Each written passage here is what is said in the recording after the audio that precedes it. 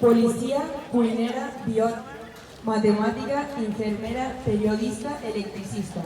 Són professions que algunes dones han aconseguit al llarg de la història. Però t'has sentit parlar d'aconseguir?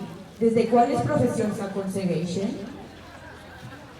Cada 8 de març celebrem el Dia Internacional de les Dones per reivindicar la revolució feminista, visibles, referents i iguals. Volem recordar i agrair a totes les dones que han lluitat per trencar els estigmes de la societat. Així, i tota aquesta desigualtat contínua present en l'àmbit salarial, encara el 90% dels caps d'estat són homes. Segons xifres recents de l'ONU, les dones realitzen una mitjana d'unes 20 hores setmanals de feina domèstica, mentre que els homes només en realitzen 11. Aquestes i moltes més són desigualtats vigents en el segle XXI.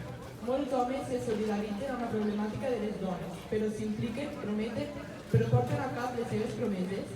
És evident que encara queda molt camí. Tot el que les dones siguin capaces d'aconseguir no només serà en benefici personal, sinó que farem que el nostre món, la nostra societat, esdevingui un lloc més just i igualitari. Per tant, avui és un dia de lluita per aconseguir la igualtat, d'esforç per tirar endavant, però també és un dia per a fer memòria. No podem oblidar aquelles dones que ja no hi són, però que també s'han petjat. Són aquelles dones que van saber veure llum a la foscor, aquelles dones que van fer possible l'impossible i que van lluitar sense por. Per exemple, Neus Català, supervivent espanyola als camps de concentració nazi, o bé Marie Curie, que va ser descobridora dels elements radioactius de la taula periòdica, o Rosalind Franklin, científica que va obtenir una fotografia de l'ADN mitjançant els raigs X. Ara bé, aquestes dones no són les úniques, també ho som nosaltres i ho som vosaltres, les veritables heroïnes de la quotidianitat, les que amb els vostres actes diaris són models de generacions futures i presents. Dones, homes. Avui també és un dia de denúncia. Diem no a la discriminació i a la injustícia. Diem no a comentaris, comportaments i actituds que contribueixen a la invisibilització, utilització, dominació i menyspreu de les dones amb pràctiques que sovint passen desapercebudes i que, malauradament, encara es consideren normals. Diem prou. Prou al sexisme i al patriarcat, prou a les desigualtats laborals, prou als estereotips i rols de gènere, prou a les discriminacions, prou a les agressions físiques i psicològiques, prou als abusos. Volem destacar que tot això es pot aconseguir sense la conscienciació, l'educació i el compromís de tota la societat. Volem dir ben alt i ben clar que abans de ser homes o dones som individus.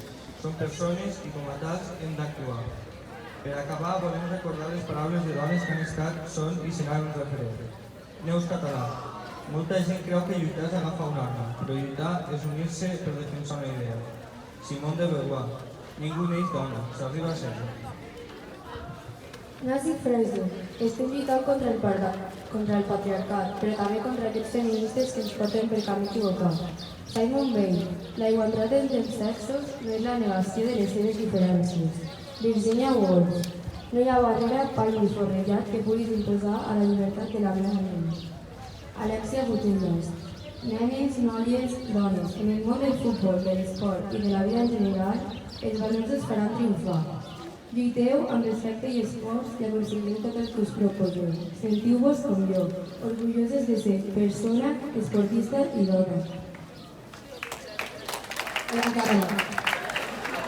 Revolució feminista, visibles, referents i iguals. Moltes gràcies.